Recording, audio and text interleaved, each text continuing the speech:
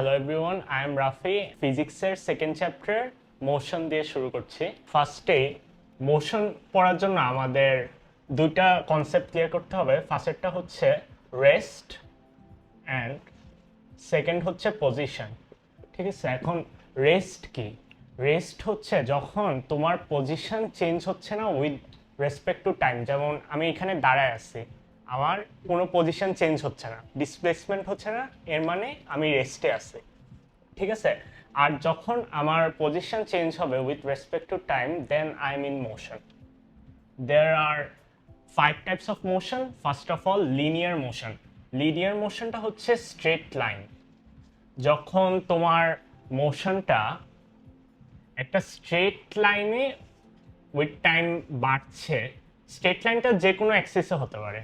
এখন আমি যদি একটা অ্যাক্সিস ড্র করি, যে কোনো অ্যাক্সিসে আমার একটা স্ট্রেট লাইনের মোশনটাই হচ্ছে আমার linear motion. Circular motion, circular মোশনও খুবই সিম্পল। তোমার মনে করো this is a circle and you are moving along it. ঠিক আছে, একটা ঘড়ির মোশনটাকে বলতে পারো it's a circular motion. Transitional মোশনে আমার তিনটা জিনিস অলওয়েজ সেম থাকবে, position, time and distance always same থাকবে, তখনই আমার ট্রানজিশনাল মোশনটা কমপ্লিট হবে। আর পিরিয়ডিক মোশনটা হচ্ছে after a definite time period তোমার যে moving body it will always travel the same path. তুমি বলতে পারো যে circular motion is one kind of periodic motion, কিন্তু এটা তখনই হবে যখন ডেফিনিট টাইমে সে পাস করতেছে। সিম্পল হারমোনিক মোশন হচ্ছে it's a special kind of periodic motion.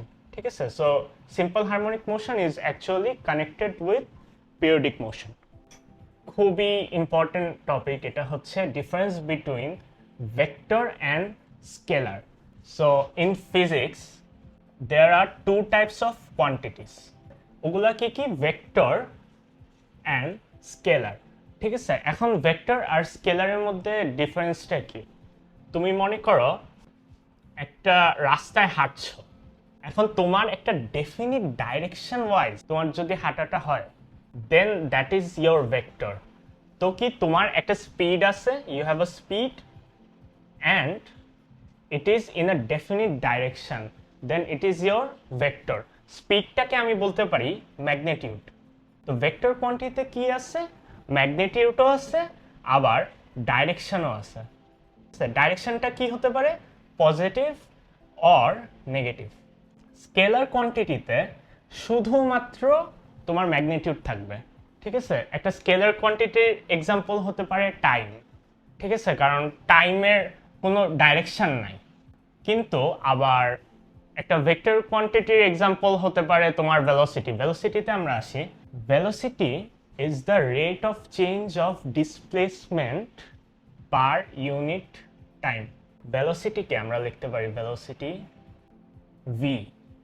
ঠিক আছে, ভেলোসিটির সিম্বলটা আমি দিয়ে নিচ্ছি ভি, আর ডিসপ্লেসমেন্ট হচ্ছে আমার এস, এটাকে ডিও লিখতে পারো।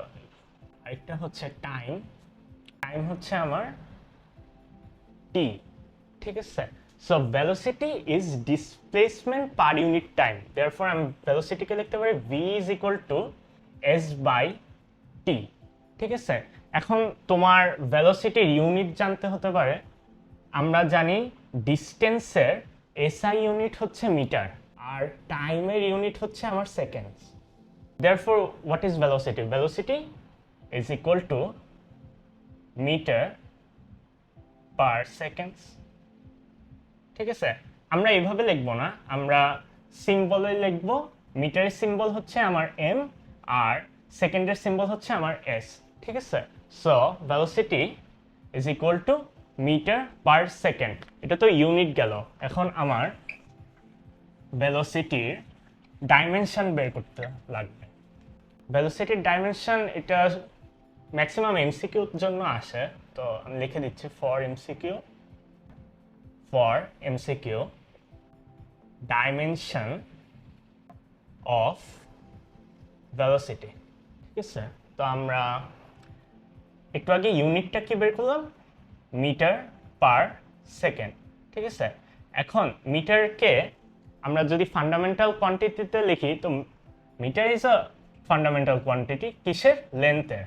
আর এসটা কি? এসটা হচ্ছে fundamental unit of time. So length per time, এটাকে লিখতে পারি এল টি ইনভার্স 1। ঠিক আছে, so this is the dimension of velocity. এখন আমরা আসি ইকুয়েশন অফ মোশন। ফার্স্টে আমরা সিম্বলগুলো লিখি। ভেলোসিটিটা তো আমরা জানি, velocity is equal to V, displacement হচ্ছে আমাদের এস, আর টাইম হচ্ছে টি। এখন ভেলোসিটি দুই ধরনের হতে পারে। যদি ভেলোসিটি ভ্যারি করে দেন এটা দুই ধরনের হতে পারে। ফার্স্টে আমরা লিখছি ইনিশিয়াল ভেলোসিটি, ওটাকে আমরা সিম্বলাইজ করব ইউ দিয়ে, আর আমাদের ফাইনাল ভেলোসিটি ভি। আর আরেকটা ডেফিনেশন আমার মনে হয় জেনে রাখা ভালো, ওটা হচ্ছে অ্যাক্সেলারেশন। সিম্বলটা আমরা দিই এ। আর অ্যাক্সেলারেশন হচ্ছে the rate of change of velocity per unit time. ঠিক আছে, সো এটা কি? A is equal to V by T. এটা শুধু ওই ক্ষেত্রে যখন আমার velocity is not changing, it's constant.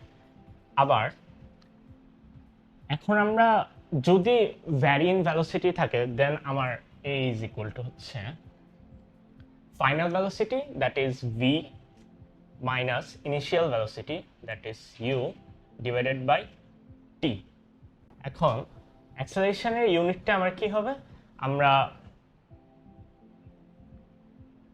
Velocity unit জানি মিটার পার সেকেন্ড, টাইমের unit s is equal metre per second square.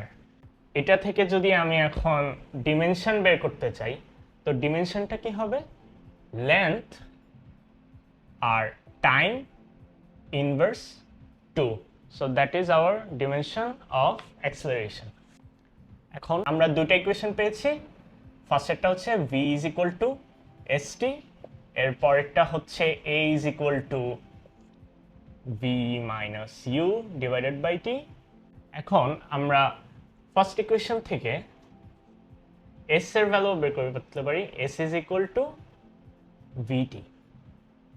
আবার ফ্রম আওয়ার সেকেন্ড ইকুয়েশন থেকে আমরা v এর একটা ভ্যালু বের করতে পারি, v ইজ ইকুয়াল টু হচ্ছে টিটাকে এর সাথে মাল্টিপ্লাই করো আর ইউ এর সাইড চেঞ্জ করো, সো ইউ প্লাস এটি। এখন যদি আমরা এই v is equal to you plus এটির ভ্যালুটা এখানে পুট করি, then s is equal to UT plus at square. And similarly আমরা যদি আরো ডেরিভেশন করি, ডেরিভেশন তোমাদের আসবে না, তোমাদের জাস্ট ফর্মুলাগুলা পড়লেই হবে। সো আমরা লিখতে পারি v square is equal to you square plus 2as। এই যে আমাদের এখানে কয়েকটা ফর্মুলা লিখলাম, সবগুলা is a must for answering MCQ and CQ, specially like লাস্টের এই চারটা, এগুলো লাগবে আমার সিকিউর অ্যান্সার করতে। এখন আমরা আসি laws of falling bodies. Laws of falling bodies দিয়েছে আমাদের সায়েন্টিস্ট গ্যালিলিও। ঠিক আছে, গ্যালিলিও তিনটা ল দিয়েছে। First law is that all bodies falling from rest and from same height without any resistance transverse equal distance in same time। ঠিক আছে, তো আমি যদি let's us consider যে this is a height h, ঠিক আছে, আর আমরা দুইটা বডি ড্রপ করব h হাইট থেকে গ্রাউন্ডে, কিন্তু আমাদের কোনো রেজিস্ট্যান্স নাই। রেজিস্ট্যান্সটা এখানে কি?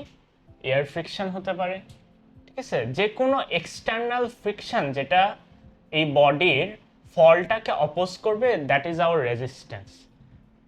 সো যদি কোনো রেজিস্ট্যান্স না থাকে, যদি আমরা একটা ভ্যাকিউম ক্রিয়েট করতে পারি, তাহলে all bodies will traverse equal distance at same time.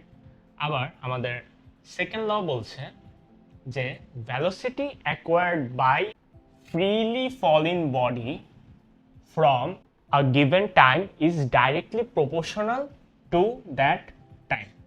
So আমাদের velocity is proportional to time.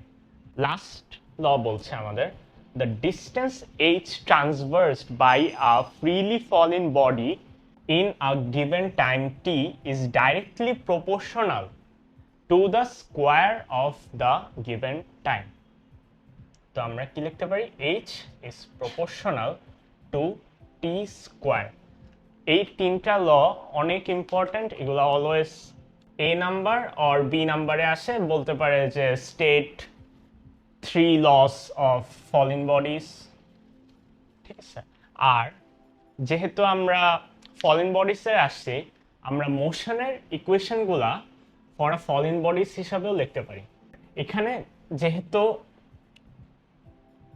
বডিগুলা আমার এইচ ডিস্টেন্স থেকে পড়ছে, তো এস এখানে আমাদের হয়ে যাবে হচ্ছে এস ইকুয়াল টু এইচ। আর অ্যাক্সেলারেশন, মোশনে অ্যাক্সেলারেশন নাই, but we have acceleration due to gravity, যেটাকে আমরা লিখি হচ্ছে জি দিয়ে, ঠিক আছে। আমাদের গ্র্যাভিটির চ্যাপ্টার আছে, ওইখানে আরও বেশি ডিসকাস করবো এটা, বাট জি এর একটা ভ্যালু জেনে নাও, G is equal to 9.8 metre per second square. এখন আমি যদি মোশনের ইকুয়েশনগুলা ফলিং বডির জন্য লিখি, তাহলে দেখো শুধু সিম্বল চেঞ্জ হবে, বাকি সব সেম থাকবে। সো আমার velocity V is equal to হবে V is equal to you plus GT. জিটা কি? Acceleration due to gravity. S আছে এখানে, সো এইচ এর জায়গায় কি হবে? H. H is equal to UT plus half GT square. V square তো ভি স্কোয়ার থাকবে, V square equal to you square plus 2gh। 6টা ফর্মুলা মেমোরাইজ করলে you will like easily can answer C or D questions from this chapter. Thank you all for watching. That's about it.